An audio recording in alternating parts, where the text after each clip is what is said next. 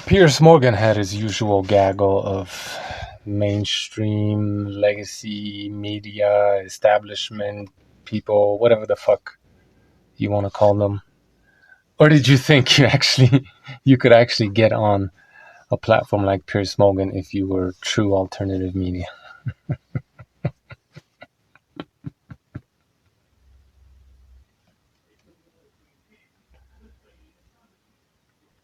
From the top. His presidency, just as he campaigned, it's a war between him and a failing establishment. I'm proud to be the president for the workers, not the outsourcers. The president who stands up for Main Street, not Wall Street, who protects the middle class. So these types of populist figures in history, a lot of the time, most of the time, maybe all the time, were thus because they needed soldiers.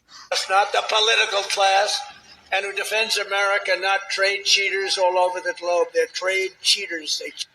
They would usually push these types of woe is me, we are the victims of history, we need to get what's rightfully ours, right? To motivate the soldiers. Cheated on us. They cheated with tariffs on us. They stole our money. They stole our jobs. Well, that message has united MAGA. Some of these grievances were legit, but I mean, Trump's just full of shit, right? America created the previous world order. It stopped working for it, so it's trying to create a new world order. But whether it was back then or right now, America was definitely back then in charge, and now is trying to still be in charge, except it's shifting from Empire 2.0 model that I discussed in other videos to a more traditional type of an empire. Wannabe, anyway. But not the method. Elon Musk said the trade advisor Peter Navarro. And a good example of that, perhaps a prism through which we see this new administration, we should see, is there this deal they proposed to Ukraine, right? Me, and fuck you. Is dumber than a sack of bricks before apologizing to the bricks. Navarro called Musk a car assembler who should stay in his lane. The White House has no problem. It welcomes all debate. These are obviously two individuals who have very different views. I don't give a shit about any of that. 4 years. Trump seems to do 36 every week. And while advisors point the finger at each other over the means of making America great again, Democrats are still pointing the finger at voters. Oh my God. I was more interested in grift than in democracy. And we chose a felon because... More, I'm joined by Chuck Todd, host of the Chuck Toddcast. Jamal Bowman, the former Democrat congressman for New York. To Uncensored, making your debut. Congratulations on breaking out. Chuck, look, you've been in Washington. All mainstreamers, all the establishment media, okay? Anybody that's on this show. A long time. You've seen it all before. I don't think any of us have ever seen anything quite like what is happening here. I've got to be honest, I just don't know if it could work. I mean, I'm keeping an open mind, as I do with all things Trump, that if you get away from the often incendiary rhetoric and the kind of brutal methodology, is there... So that's been my problem with Trump, right? He can, I believe anyway, but what do I know, right? He could pursue and maybe even attain the goals that he wants to attain. And I agree with a lot of what he wants to do. It makes sense to me. I just don't like the way he's going about it now.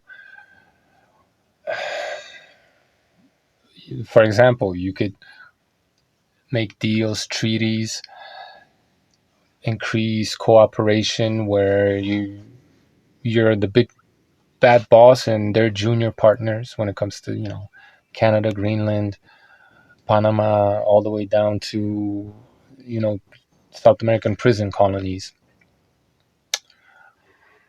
But who was it? Churchill that said, speak softly and carry a big stick. Trump is just insulting people. He's very aggressive in his rhetoric. It's like he's goading people to react violently, right? Is not at all diplomatic, right? He talks like a fucking fascist. I don't know. I don't know. There a method to the madness? I'm looking at the markets this morning. You've got a full-blown trade war now between the United States and China, but the market's gone up on this news, which suggests to me... So this reminds me of Japan and Pearl Harbor, right? Donald Trump is playing, in my view, a game of chicken teriyaki with China, looking to embroil all of Asia in a massive war where they play like a supporting role, intelligence, maybe a little bit from afar, puppeteering mostly what's going on, also contributing, but mostly being the big bad boss with all these junior partners doing most of the dying and most of the fighting in order to weaken China. And hey, if Japan goes down along with them and the Philippines and Taiwan, so be it. It's like he's goading China to invade Taiwan to get them embroiled in what Putin's dealing with right now, right? A war that he cannot win unless he's allowed to. Me, that maybe, even on Wall Street, they're thinking, well, maybe it is time we had a gloves-off war over trade. Well, I don't know if it's going to work either. History says it's unlikely to work, and I think the real challenge for President Trump is it's not what he's trying to do. What he's trying to do is popular, right? Bring back manufacturing, bring back more, Americans should make more things in America. Oh, God. That's not what this is about. At least that's not the primary goal. More, Americans should make more things in America. That is not that is a unifying idea. But the way he's gone about it, I think, has both been politically damaging to himself, and then obviously it could be catastrophic to the economy. It's not, to me, dissimilar to what happened to President Biden and the... Right, that's what I'm talking about, except I take it a step further. Afghanistan withdrawal. The idea of getting out of Afghanistan, that was universally popular, right? That had 60, 70%. Yes, get out. How he got out became a test of his competency, or frankly incompetency, of his administration. And when you look at how President Trump has done this, there's a good op-ed in the New York Times today, Owen Cass, who's a defender of the larger idea of what President Trump is doing, but simply seems to be sort of at his wit's end at sort of how he's trying to do it.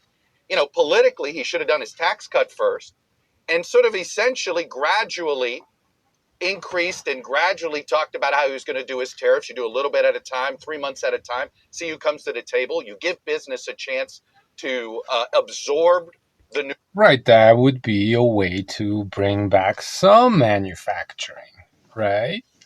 But that's not what he's doing. New rules. And there is sort of, you can create some certainty in the business community. The way he's done it, I think he's jeopardized his political support in Congress, even among his fellow Republicans, and he's jeopardized the competency that I think many business leaders assumed he had with the economy. So that's why the deep state want him to usurp power so that you can boot his ass out. Looked at Trump 1 and thought, hey, that wasn't so bad. Now, I would look at it and say, well, he's got an entirely different slate of advisors surrounding him this time than he had in 1.0. Mike Pence, Reince Priebus, those guys were free marketers. They were free traders. There were a lot of free traders in his administration in Trump 1.0. Those folks don't exist in Trump 2.0. So I do think he's put himself and has put his party in. Right. So Trump is a progressive. The only conservative thing about Trump is maybe 50%, if we're being generous, of his cultural political policy, if you will.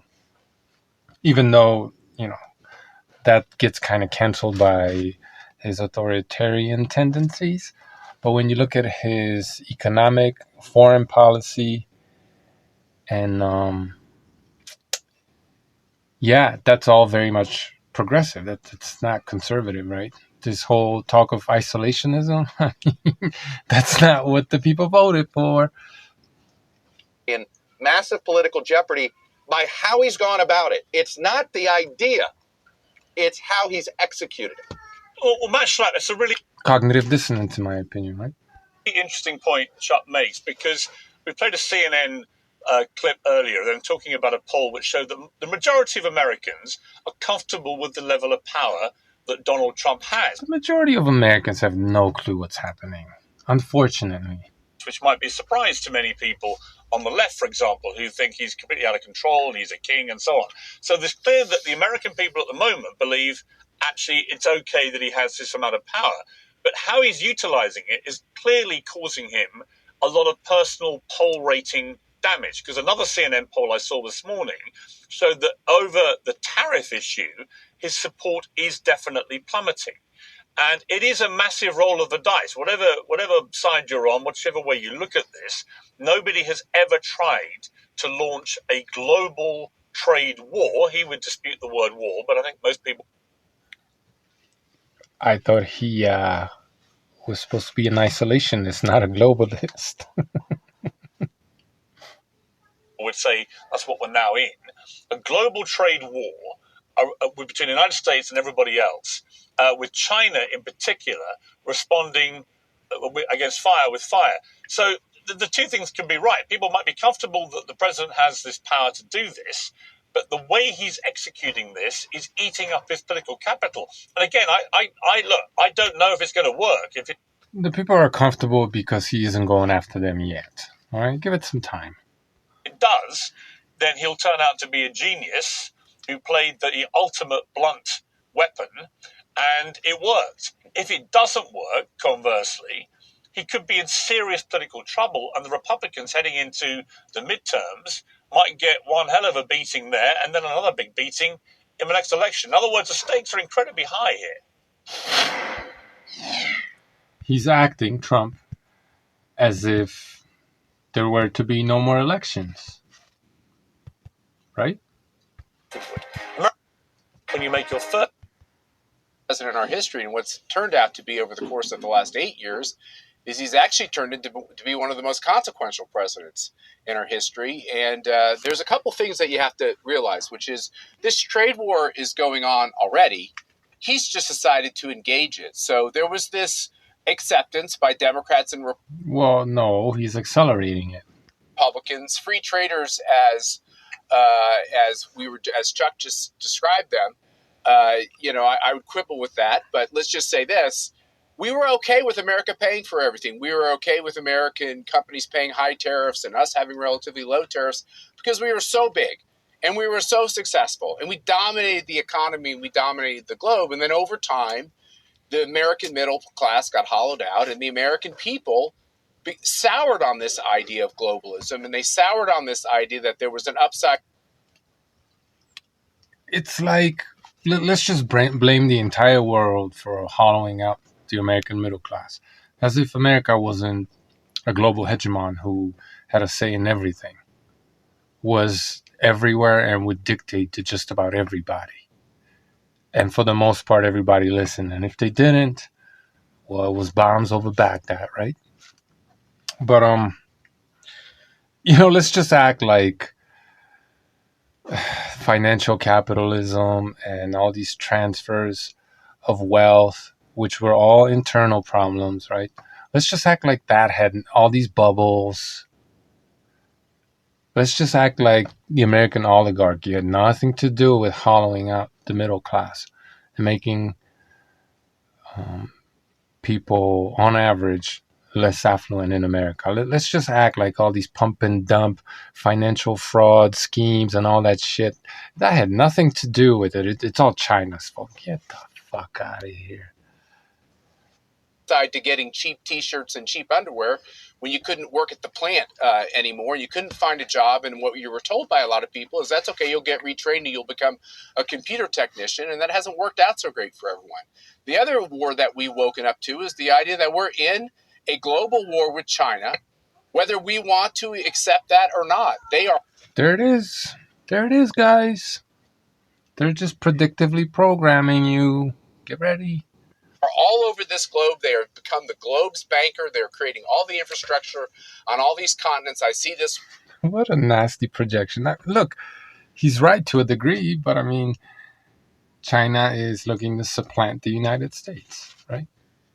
As a provider of all of those things. With all the travels we do with CPAC. And China is very explicit over the long run. They want to take us out. And the fact that they make almost replace you. Yeah, okay, fair enough. all of our medicine and almost all the key things that we use to get by in our daily existence needs to be re-examined if we understand that the one making everything is the one who militarily and economically wants to take America out. The final lesson we've learned is China wants to take America out militarily? What? Where's the evidence for this? I mean, maybe they do, but stop acting like a fucking victim. Because if they are, then you for them sure are too. is Donald Trump doesn't do things because he has to do them, which is what Republican presidents usually do. They don't do anything until they actually are forced to do something. He's doing like 300, 350 things that he doesn't really necessarily need to do in terms of the schedule, but he's doing them because he feels like America is going to lose its edge unless we have some corrections in these areas, including on trade. Okay. It may be too late if you wait, if you stall. It may be too late for America to beat China. Jamal Bowman, I mean, Kevin O'Leary doesn't think Trump's going nearly hard enough. He launched a searing attack on China's economic war, as he phrased it, against particularly the United States. And he said this. 104% tariffs in China are not enough. I'm advocating 400%. I do business in China. So that would essentially amount to more or less an embargo on all Chinese goods, right? And that's why I say Pearl Harbor, because U.S. isolated Japan or put an embargo on their oil, right? Isolated them economically, choked them out, tried to choke them out economically, and gave them no choice but to attack. Some Japanese admiral, if I remember correctly, wasn't even very hopeful that Japan could beat the United States because of US's huge manufacturing base, China. But they basically had no choice. They had to do this. They had to. That's what a lot of historians believe anyway. So I see the same thing happening again, slightly different. China's getting choked out economically. These tariffs are put in place to make deals with a whole bunch of countries to cut them off from China, basically. He wants Europe to stop trading with China, and he's using Russia to threaten them. He wants to take over Gaza in order to control the Suez Canal, be closer, be right next to it, have a military base right next to it. Right there, taking back the Panama Canal. They had the Panamanian president withdraw from the Belt and Road Initiative, and they're going to put pressure by means of these tariffs on countries all over the globe to say no to China's Belt and Road, to stop trading with China, choke them out economically, forcing China into military confrontation, probably forcing them to attack Taiwan. They don't play by the rules. They've been in the WTO for decades. They have never abided by any of the rules they agreed to when they came in for decades. They cheat, they steal IP. I can't litigate in their courts. They take product, technology. And to be fair, China has been belligerent and rogue and very aggressive too. So, they're very ambitious, just like the United States establishment, right? Technology, they steal it, they manufacture it, sell it back here. Never has an administration 400% tariffs. What would that look like? Xi on an airplane to Washington to level the playing field. Jamal, people might say, well, I don't see that happening. I just don't see it happening. Is that they think Xi's going to bend the knee? I just don't see it happening. That's outrageous and so on. But he's not a fool, Kevin O'Leary. He's a very successful guy. And he believes that what Trump is doing is not only right, but not aggressive enough, that you've got to take the war to China because they've been waging an economic war for a sustained period of time now, and it will eventually, potentially, put them above the United States. I mean, for me, the simple question is, how is this trade war, how are these tariffs going to help the American people? And when I say the American people, I mean the working class American people. Is this going to help bring down the cost of childcare, the cost of groceries, the cost of utilities? Is this going to help create millions of jobs here in America and create a federal jobs guarantee? That's what Trump is saying. That's what his supporters are saying. But I would love to hear more about what the actual plan is. What is the best case scenario? What is the moderate scenario? And what is the worst case scenario? Right now, markets are inconsistent, and that inconsistency is not good for the American economy overall.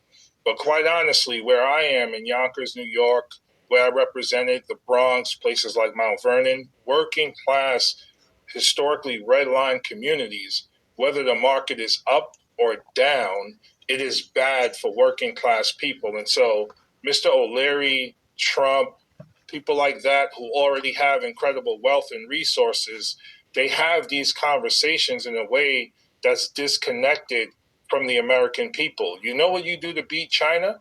You invest in your own country and in your own communities. And the communities and where I've represented have been neglected by both our U.S. government and the private sector. The private sector has been more focused on enriching itself than it has the American people. And my worry is this going to lead to the further concentration of power and wealth for the 0.1% wherever it lands, while the majority of the American people continue to struggle? That's my worry. That's my concern. And I have not heard anything from the Trump administration. I see no leadership from Congress on either side of the aisle as it relates to our... The only guy making sense so far on this panel. Economic power and strength and health and well-being going forward. Okay, Lindy Lee, one of the interesting things I think about all this is the way that Trump's own top team are at loggerheads with each other. We're just going to completely ignore everything he said. Publicly, and I'm talking particularly about Elon Musk and Peter Navarro. So you've got Musk, who seemed to be Trump's right-hand guy on all things economic and Doge and so on, and you've got Navarro, who's one of his top trade advisors. If the goal of these tariffs is to, bring jobs back to the United States, help the economy, help the average guy on the street, how come nobody's engaging with what the man just said? How come? And they're openly abusing each other and attacking each other. And it's clear that they have a... Wow, it's almost as if Navarro and Musk bickering publicly, it's almost as if it were a distraction. Fundamental disagreement over whether tariffs could work. Elon Musk looks at this as a business guy running huge businesses, which are currently taking a hell of a beating. Very difficult to make Tesla cars at affordable prices, given how many parts they source from outside America, if the tariffs make it prohibitive to do so. So he has, on the one hand, he's trying to cut waste. On the other hand, he's trying to save his own businesses. Navarro, completely different. He's all in with all this. I can't remember a time where you've seen senior people in an administration so early into a presidency publicly having this kind of slanging match. I mean, So all these MAGA billionaires and millionaires, I mean, okay, they're going to do quite a bit of insider trading because it's easy to get away with it right now for a variety of reasons. But with the stock market up and down, they're going to make so much money. Okay, fair enough. Can they take some of that money and some of the money they already have and invest in that which they claim to believe is going to happen? the manufacturing sector, right? They say it's going to boom, it's going to be great. Why aren't they investing in it? Don't they want to get ahead of the crowd and become even richer and invest in that which they say they believe? And look, if it's weapons manufacturing, well, let it be that.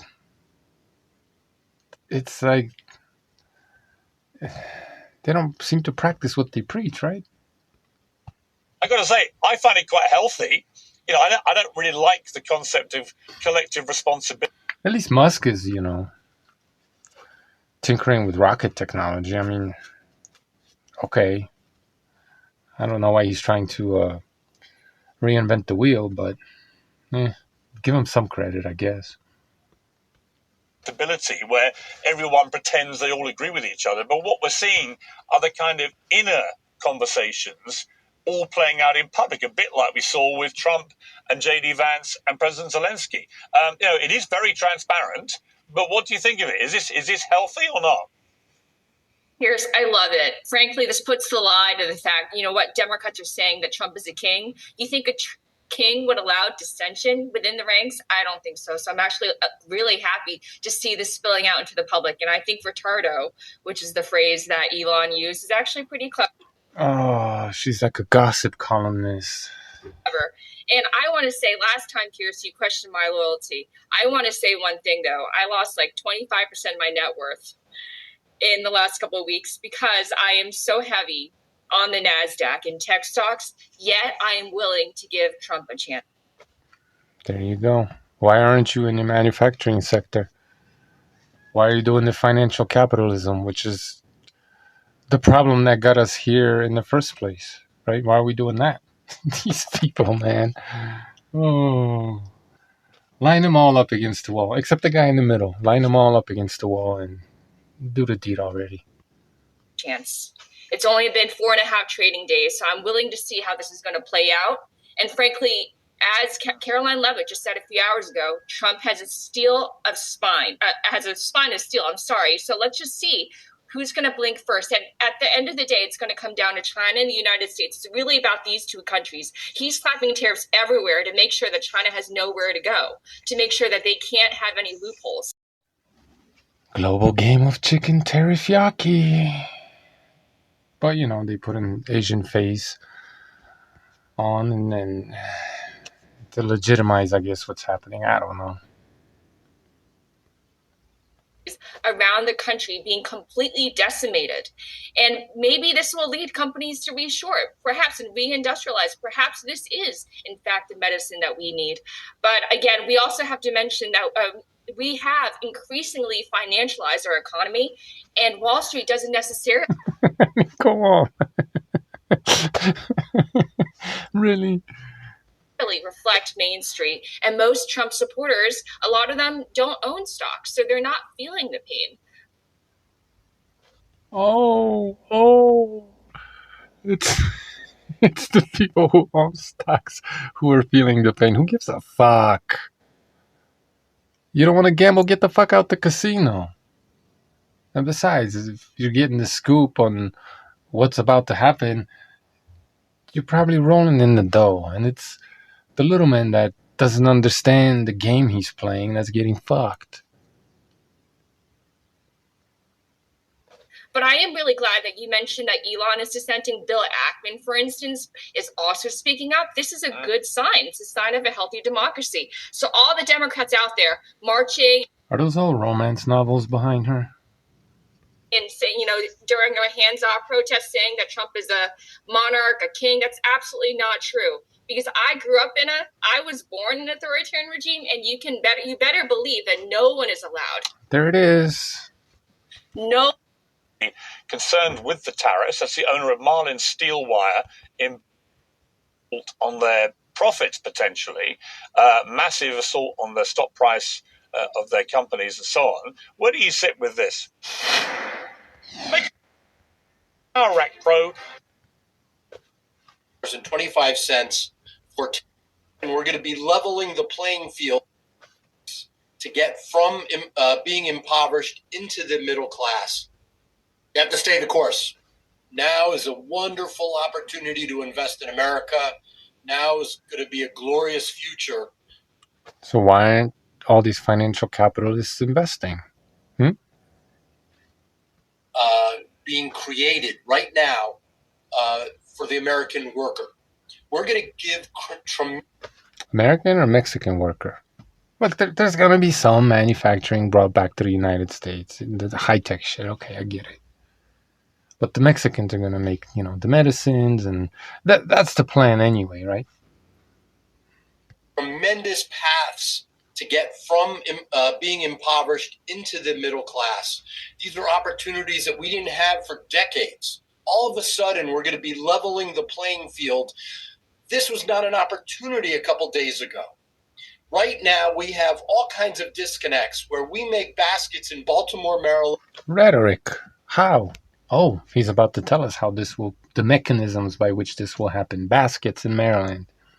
Using American steel, and we try to export it to Germany, and the German government charges $129.25 for tariffs.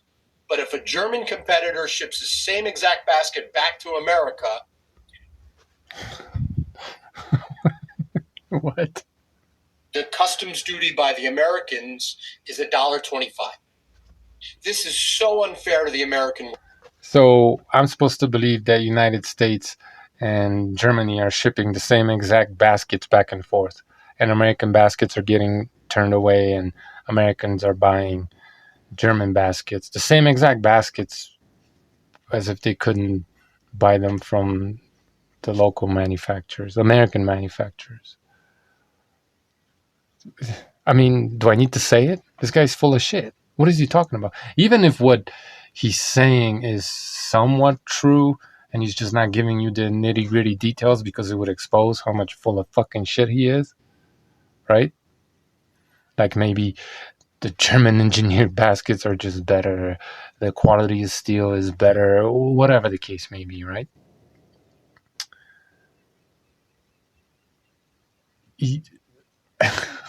The global economy, right? According to this guy, that's not what he's saying, but I'm, trying to paint a bigger picture, explain what the fuck he is trying to say, is baskets, right? That's to understand Trump's tariffs, global tariffs, and global economy. All you have to do is look at the same exact steel baskets getting shipped for some odd fucking reason between Germany and the United States, because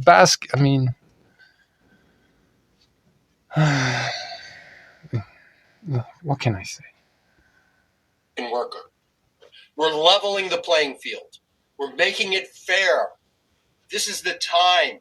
We have to understand it. Yeah. So, what the fuck does that mean, making it fair? So, you're going to send baskets to Germany, and they're not going to charge any tariffs, and Germans are going to send baskets, the same exact baskets, to United States with zero tariffs too. Is that what's going to happen? The people listen to this shit, and they're just like, yeah, I can't wait to work in a factory. Oh, wait, what am I saying? Yeah, t-shirts are going to cost a couple more bucks from Vietnam. I'm all right with that.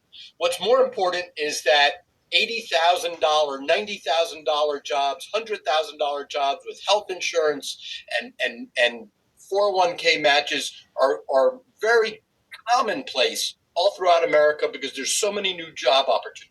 What if it doesn't work, Drew? I mean, I might. Right, I mean, look, I admire your optimism, and you talked through a very good example there in your world. Very good example. In relation to what happens with Germany on tariffs, and that does, on the face of it, obviously appear completely unfair to the United States. And what the fuck? Same exact baskets, guys. United States workers. But there are other areas where America has the edge over other countries, is what the argument goes. And to take a sledgehammer on tariffs in the way that Donald Trump is doing many people think is overly reckless. And we're seeing the effect on the markets. Now, the markets can behave like lemmings on the top of a cliff. They can run either way. And I'm fully aware of that. And I own stocks, and I see what happens up and down all the time on just a whim or a tweet or whatever it may be. But what if this overall policy, which I think most people kind of agree with Trump, that too much stuff has been outsourced outside of America. Manufacturing has been allowed to sort of grind not to a halt, but certainly to a much bigger halt than it used to be in America. Right? China did not bomb U.S. factories. Okay? U.S. did this because it was beneficial. Why do all the hard work when you could just have the global reserve currency enforce it by means of your military? And that way you get to buy everybody's shit on the cheap. Because they all are forced to use the dollar. They need it. Right?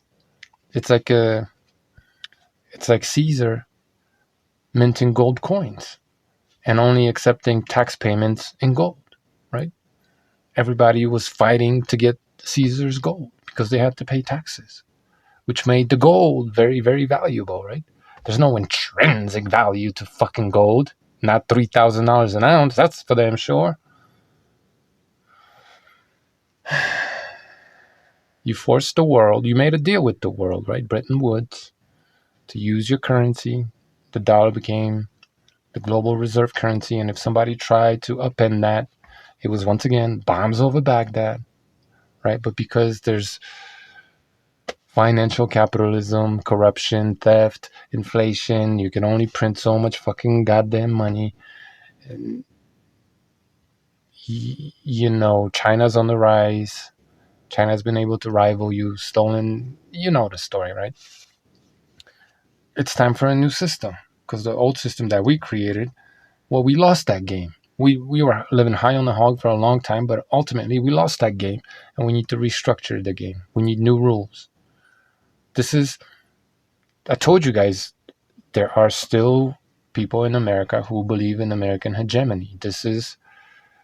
The American empire isn't dead. That's dumb. It's in a battle for, not its survival at this point in time, but for global supremacy. There's enough hawks in the U.S. government who are going to go down without a fight. And Trump is answering to those people, right? Neocons. Yeah. And if you want to stand up for American workers, well, now's the time to do it, particularly with automated AI coming with robots and so on. This is the time to stand up for human workers. I get all that. But what if the scale of what Trump is doing leads to a genuine economic recession, if not depression, around the world? Because if that happens, then the American peasant, as J.D. Vance is over there agitating China, right? Just agitating. Come on, come at me, bro. Right? Well, then they'll have no choice but to join the military, just like in Russia, right? That's a pretty good model. Trump seems to like that model. Make sure everybody's so goddamn poor that when the only job in town is dying on the Ukrainian front and it pays fucking well, that's where the dupes go. Happens, then none of the good stuff you're talking about will happen. In fact, the opposite will happen. People will have their savings destroyed and their lives destroyed. 50% of Americans don't own one stock. Tens of millions of Americans don't have a $250 in their checking account for an emergency war chest fund. Okay? Cannon fodder. Did he just say war fund? Is that what he just said? We have to one stock. Tens of millions of Americans don't have a $250 in their checking account for an emergency war chest fund. Okay? We have to create emergency war. Who is this guy? Is he reading off the screen or something? Paths and avenues for these people to get into the middle class, to be able to buy a car, buy a home, get into the American dream. Right? Military industrial complex, whether it be at the plant making 155 millimeter artillery shells, or the F-47, or the front line, right? I reject that we're going into an economic tailspin. It's the opposite. It's going to be very good for us. We're going to get all kinds of trade deals. We hold all the cards. We're the richest country in the world. We have a fabulous economy. Everybody wants to sell to our consumers. It's an extraordinary opportunity for us to negotiate and get fair deals for the American worker. It's a unique proposition right now. These countries, I think it's 50, 70 countries, I've lost track, that are offering 0% tariffs with America. We're talking about Taiwan. We're talking about Cambodia. We're talking about Vietnam. These guys are lining up to cut deals with America. It's fabulous. It's going to give us... What are these deals going to entail? Well, the same thing he's telling Europe, right? More military spending. The same thing he's telling Greenland and Gazans, right? U.S. military base. Encircle China, right? Get ready, guys. Anyway, I'm sick of the rhetoric. I'm sick of the narratives. I'm sick of all these people pretending like they're anti-establishment when they're just either on the right or the left, or maybe somewhere in the middle wing of the establishment, pretending like they're outside of the paradigm or above it. No, they're deeply entrenched, pushing, ultimately, whether they're pushing or pulling, they're pushing and pulling in the same direction, right? War. I mean, I would like to be wrong, but I mean, just look around. Listen to what these people are saying, whether they know what they're saying or not. Listen to how they roll, how they talk to people that only yesterday were considered their equals. Look at some of their tattoos, right? Look at their past. Study their characters. Look at who they are, what they're about. These aren't white doves, man. They're fucking hawks. Just saying. I'm just saying. Thanks for watching.